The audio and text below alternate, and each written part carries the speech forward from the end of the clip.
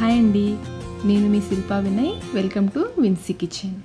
ఈ రోజైతే మనం వరలక్ష్మి వ్రతం రోజున అమ్మవారికి నైవేద్యంగా సమర్పించే 4 రకాల ప్రసాదం రెసిపీస్ని చూద్దాము. ముందుగా అయితే సింపుల్గా ఎంతో టేస్టీగా ఉండే పులిహోర తయారీ విధానాన్ని చూద్దాము.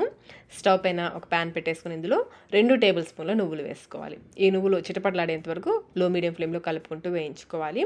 నువ్వులు వేగిన తర్వాత 1 టీ స్పూన్ ఆవాలు కూడా వేసుకుని వేయించుకోవాలి. ఆవాలు ఎక్కువసేపు అవసరం లేదు, 1 నిమిషం పాటు వేయించేసుకుని వీటిని ఒక ప్లేట్లోకి తీసుకుని పూర్తిగా చల్లారనివ్వాలి. పూర్తిగా చల్లారిన తర్వాత ఈ విధంగా పొడి కొట్టేసుకుని పక్కన పెట్టేసుకోండి. ఇప్పుడు ప్యాన్లో 3 లేదా 4 టేబుల్ స్పూన్ల వరకు నూనె వేసేసి నూనె కాగిన తర్వాత ఒక గుప్పెడు పల్లీలు వేసుకుని వేయించుకోవాలి. పల్లీలు వేగడానికి టైం పడుతుంది కాబట్టి ముందు పల్లీలు వేసుకుని ఇవి సగం వరకు వేగిన తర్వాత మిగిలిన పోపు గింజలు వేసుకోవాలి. ఇలా సగం వరకు వేయించేసుకుని ఇప్పుడు ఇందులో 1 టేబుల్ స్పూన్ పచ్చిశనగపప్పు, 1 టేబుల్ స్పూన్ మినపగుళ్ళు, 1/2 టీ స్పూన్ వరకు ఆవాలు కూడా వేసుకుని వీటిని బాగా వేయించుకోవాలి. పోపు గింజలు బాగా వేగిన తర్వాత 1 ఇంచు అల్లం ముక్కని బాగా సన్నగా తరిగి వేసుకోవాలి. అలాగే 5-6 పచ్చిమిర్చిని కూడా సన్నగా తరిగి వేసేసుకోండి. కొంచెం కరివేపాకు కూడా వేసేసి అల్లము పచ్చిమిర్చి ఇవన్నీ కూడా పచ్చిదనం తగ్గేంత వరకు బాగా వేయించుకోవాలి. అలాగే ఇందులో 2 ఎండుమిర్చిని తుంపి వేసేసుకోండి. ఇంకా కొన్ని జీడిపప్పులు కూడా వేసి వేయించుకోవాలి. ఎండుమిర్చి జీడిపప్పు చివరిలో వేసుకోండి, ముందే వేసారంటే మాడిపోతాయి. అన్నీ చూడండి బాగా వేగిపోయాయి కదా, ఈ విధంగా బాగా వేయించుకోవాలి. ఇప్పుడు ఇందులో 1/2 టీ స్పూన్ పసుపు, కొంచెం సాల్ట్, చాలా కొంచెం వేసుకోండి. అలాగే నిమ్మరసం 1 టీ స్పూన్ నిమ్మరసం కూడా వేసుకోవాలి. నిమ్మరసం వేసాక స్టవ్ ఆఫ్ చేసేసుకుని అంతా ఒకసారి బాగా కలిసేలా కలుపుకోవాలి. ఇలా నిమ్మరసం వేయడం వల్ల పచ్చిమిర్చికి బాగా పులుపు పట్టి పులిహోర తినేటప్పుడు మధ్య మధ్యలో తగులుతుంటే చాలా రుచిగా ఉంటుంది. బాగా కలిపేసుకొని ఇప్పుడు ఇందులో 1 కప్పు బియ్యంతో వండిన అన్నం వేసేసుకోవాలి. 1 కప్పు బియ్యం, 2 కప్పుల నీళ్లు, 1 టీ స్పూన్ నూనె కూడా వేసారంటే అన్నం పొడిగా వస్తుంది. అలాగే రుచికి సరిపడినంత సాల్ట్, నేనైతే 1 టీ స్పూన్ సాల్ట్ వేస్తున్నాను. మనం దంచి పెట్టుకున్న నువ్వుల పొడి ఉంది కదా, నువ్వులు ఆవాల పొడి, ఆ పొడంతా కూడా వేసేసుకోవాలి. కొంచెం చల్లినట్లుగా వేసేసుకోండి. పొడంతా వేసేసేయండి, 1 కప్పు బియ్యానికి కరెక్ట్గా సరిపోతుంది. అలాగే పెద్దవి 2 నిమ్మకాయల నుంచి తీసిన నిమ్మరసం కూడా వేసేసుకొని అంతా బాగా కలిసేలా కలుపుకోవాలి. నువ్వు పిండి, ఆవు పిండి ఇవి చింతపండు పులిహోరలో ఎక్కువగా వేస్తుంటారు కదా, నిమ్మకాయ పులిహోరలో కూడా వేసుకోవచ్చండి, చాలా బాగుంటుంది. మీరు ఎప్పుడూ తినకపోయింటే కనుక ఒకసారి తప్పకుండా ట్రై చేయండి. అంతేనండి, ఎంతో టేస్టీ నిమ్మకాయ పులిహోర అయితే రెడీ అయిపోయింది. ఇప్పుడైతే మనం క్రీమీగా ఎంతో రుచిగా ఉండే పరమాన్నం ఎలా తయారు చేసుకోవాలో చూద్దాము. పరమాన్నం కోసం ఇక్కడ నేను 1/2 కప్పు బియ్యం తీసుకున్నాను. ఈ బియ్యంతో పాటుగా 1 టేబుల్ స్పూన్ నిండుగా పెసరపప్పు, అలాగే 1 టేబుల్ స్పూన్ నిండుగా సగ్గు బియ్యం కూడా వేసుకోవాలి. వీటిని 1కి 2 సార్లు శుభ్రంగా కడిగేసి 1/2 కప్పు నీళ్లు పోసి గంట పాటు నానబెట్టుకోవాలి. ఇలా నానబెట్టుకుంటే అన్నం చక్కగా ఉడుకుతుంది, త్వరగా కూడా ఉడుకుతుంది. 1 అవర్ తర్వాత స్టవ్ పైన అడుగు మందం కలిగిన పెట్టేసుకుని 2 కప్పుల చిక్కటి పాలు పోసుకోవాలి. చిక్కటి పాలు అయితే పరమాన్నం రుచిగా వస్తుంది. ఈ పాలతో పాటుగా 1 కప్పు నీళ్లు కూడా పోసేసి ఈ పాలని 1 పొంగు వచ్చే వరకు కాగనివ్వాలి.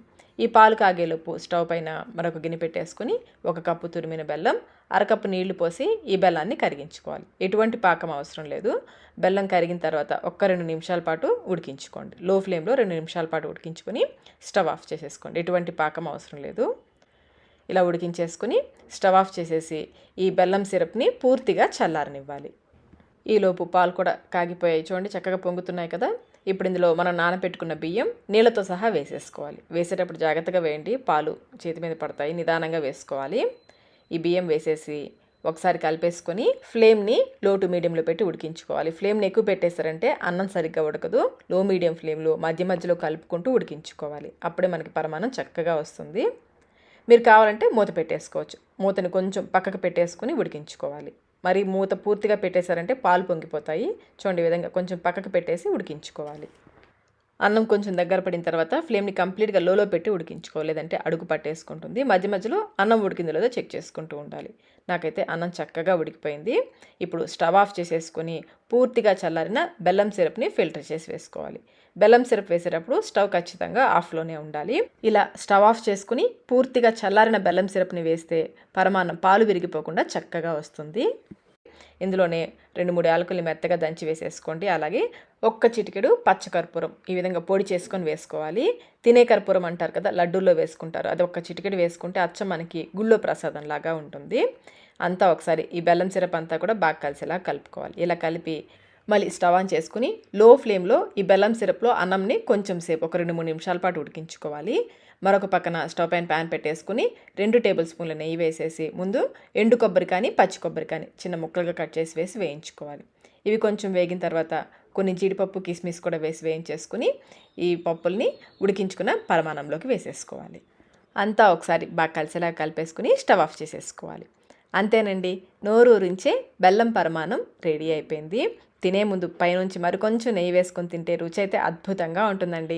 ఈసారి పండగకి ఈ విధంగా తప్పకుండా ట్రై చేయండి. ట్రై చేసి మీకు టేస్ట్ ఎలా అనిపించిందో మాకు కమెంట్ రూపంలో తెలియచేయండి. ఇప్పుడైతే మనం పూర్ణం బూరెలు ఎలా తయారు చేసుకోవాలో చూద్దాము. ఈ టిప్స్ ఫాలో అవుతూ ఈ కొలతలో చేసి చూడండి. మీరు ఫస్ట్ టైం చేసినా కానీ చాలా అంటే చాలా పర్ఫెక్ట్గా వస్తాయి. క్రిస్పీగా చాలా బాగుంటాయి. ఒకసారి అయితే ఈ విధంగా తప్పకుండా ట్రై చేయండి.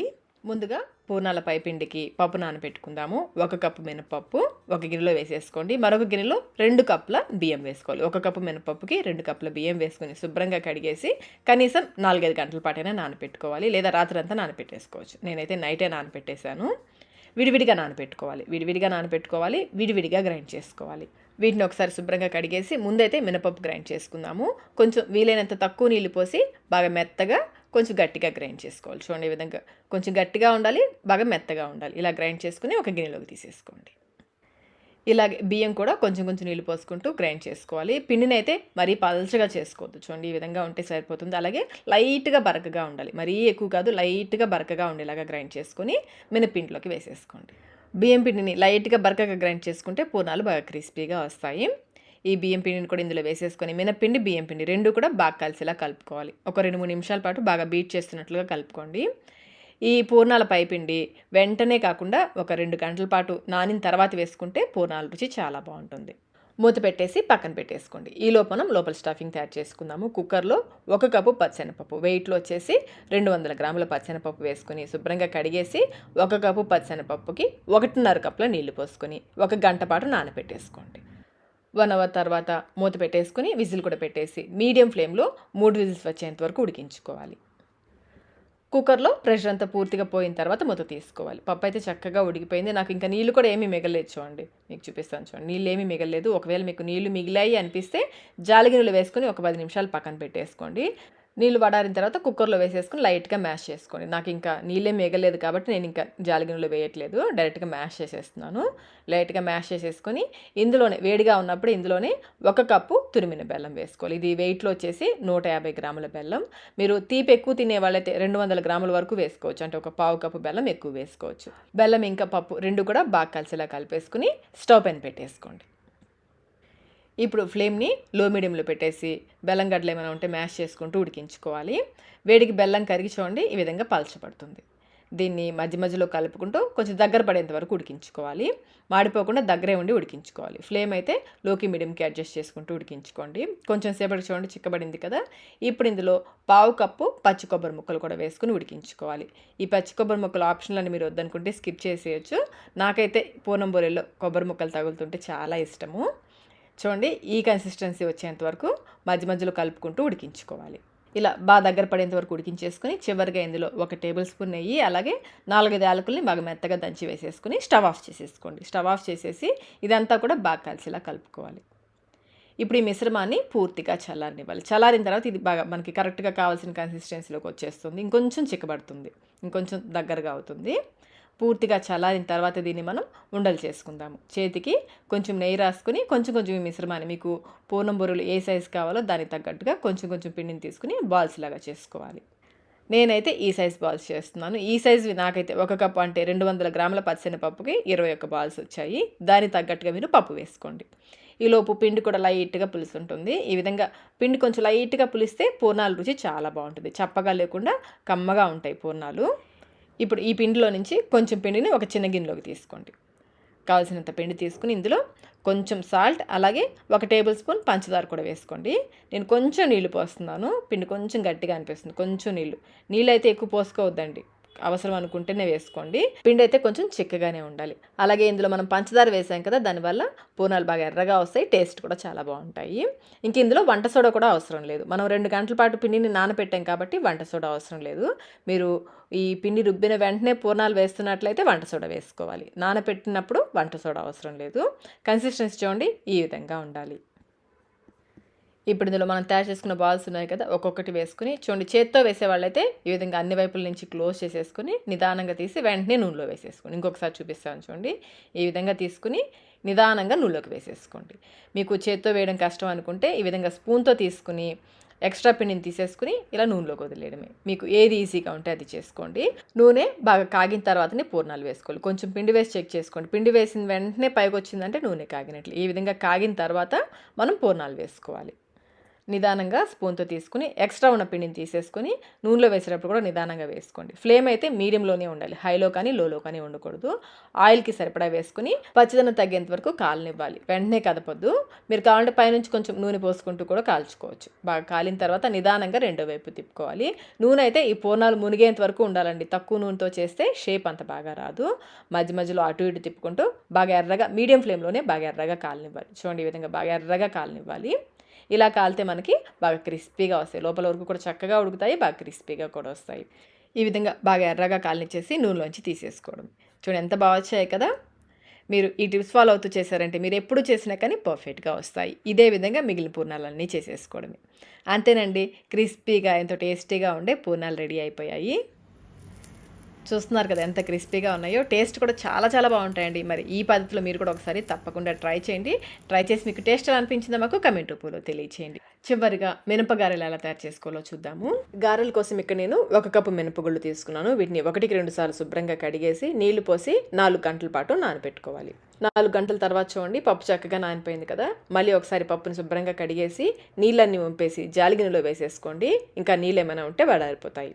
ఈ నీళ్ళు వడారేలోపు మిక్సీ జార్లు 2 ఇంచుల వరకు అల్లం ముక్కలు, అలాగే 2 లేదా 3 పచ్చిమిర్చి, మీ కారానికి తగ్గట్టుగా పచ్చిమిర్చి, కొంచెం సాల్ట్ కూడా వేసేసి కచ్చాపచ్చాగా గ్రైండ్ చేసుకోవాలి. నీళ్ళేమి పోయకూడదు. నీళ్లు పోయకుండా ఈ విధంగా కచ్చాపచ్చాగా గ్రైండ్ చేసుకోవాలి. ఇప్పుడు దీన్ని ఒక గిన్నెలోకి తీసేసుకుని పక్కన పెట్టేసుకోండి. ఇదే మిక్సీ జార్లో కొంచెం మినపప్పు, నానబెట్టుకున్న మినపప్పు వేసేసుకొని ముందు నీళ్లు పోయకుండా గ్రైండ్ చేసుకోవాలి. కొంచెం నలిగిన తర్వాత చల్లటి నీళ్ళు, ఫ్రిడ్జ్లో పెట్టిన చల్లటి నీళ్ళు పోస్తే మనకి గారెలు బాగా గుల్లగా వస్తాయి. కొంచెం పోసుకుంటూ చూసుకుంటూ గ్రైండ్ చేసుకోవాలి. చూడండి, ఈ విధంగా కొంచెం గట్టిగా మెత్తగా గ్రైండ్ చేసుకోవాలి. పిండిని మరీ గట్టిగా గ్రైండ్ చేసినా గారెలు బాగా గట్టిగా వచ్చేస్తాయి. చూసుకుంటూ కొంచెం నీళ్ళు పోసుకుంటూ గ్రైండ్ చేసుకోవాలి. అలానే మరీ పల్చగా చేసేసుకోవద్దు. ఇప్పుడు ఈ పిండిలో ముందుగా గ్రైండ్ చేసి పెట్టుకున్న అల్లం పచ్చిమిర్చి పేస్ట్, అలాగే 1/2 టీ స్పూన్ జీలకర్ర, సన్నగా తరిగిన కరివేపాకు, రుచికి సరిపడినంత ఉప్పు. మొత్తంగా అయితే 1 కప్పుకి 1/2 టీ స్పూన్ సాల్ట్ కరెక్ట్గా సరిపోతుంది. మనం పచ్చిమిర్చి పేస్ట్లో కూడా వేసాం కదా, చూసుకొని వేసుకోండి. ఇదంతా కూడా బాగా కలిసేలాగా కలిపేసుకొని 2 నిమిషాల పాటు బాగా బీట్ చేసుకోవాలి. ఇలా బీట్ చేయడం వల్ల గారెలు బాగా గుల్లగా వస్తాయి. మేము ఇలా బీట్ చేయలేము అనుకుంటే గ్రైండ్ చేసిన పిండిలో 2 చిటికెల వంట సోడా వేసుకున్న గారెలు గుల్లగా వస్తాయి. మరీ ఎక్కువసేపు బీట్ చేసేది. మరీ ఎక్కువ బీట్ చేసేసారంటే నూనెలో వేసినప్పుడు వడలు పగిలినట్లుగా అవుతాయి. చూడండి, పిండి బాగా లైట్గా అయింది కదా, ఈ విధంగా బీట్ చేసుకోవాలి. ఇప్పుడు మనం వడలు వేసేసుకుందాము. చేతిని కొంచెం నీళ్ళతో తడుపుకొని కొంచెం పిండి తీసుకుని చూడండి, కొంచెం లైట్గా స్ప్రెడ్ చేసి మధ్యలో ఈ విధంగా హోల్ పెట్టేసి ఇలా వేసామంటే నూనెలోకి ఈజీగా పడిపోతాయి. ఇలా ఆయిల్కి సరిపడా వేసేసుకొని మీడియం ఫ్లేమ్లో ఈ గారెల్ని బాగా కాలనివ్వాలి. చూడండి, ఈ విధంగా బాగా ఎర్రగా కాలనిచ్చేసి ఆయిల్లో నుంచి తీసేసుకోవడమే. ఫ్లేమ్ అయితే అస్సలు హైలో పెట్టద్దు. మీడియం ఫ్లేమ్లో కాలిస్తే బాగా గుల్లగా వస్తాయి, క్రిస్పీగా వస్తాయి, లోపల వరకు కూడా చక్కగా వేగుతాయి. చూడండి, చక్కగా వచ్చాయి కదా గారెలు. ఇలాగే మిగిలిన గారెలన్నీ చేసుకోవాలి. పైన క్రిస్పీగా, లోపల సాఫ్ట్గా గారెలు అయితే చాలా చాలా రుచిగా ఉంటాయి. ఈ టిప్స్తో ఒకసారి తప్పకుండా అయితే మినపగారెల్ని ట్రై చేసేయండి. చూశారు కదా 4 రకాల రుచికరమైన ప్రసాదాలని. ఈ వరలక్ష్మి వ్రతానికి మీరు కూడా ఈ ప్రసాదాలను అయితే తప్పకుండా ట్రై చేయండి. ఈ వీడియో మీకు నచ్చినట్లయితే లైక్ చేయండి, మీ ఫ్రెండ్స్కి, ఫ్యామిలీ మెంబర్స్కి షేర్ చేయండి. ఇలాంటి మరిన్ని రెసిపీస్ కోసం మన విన్సీ కిచెన్ యూట్యూబ్ ఛానల్ని సబ్స్క్రైబ్ కూడా చేసుకోండి. Thank you.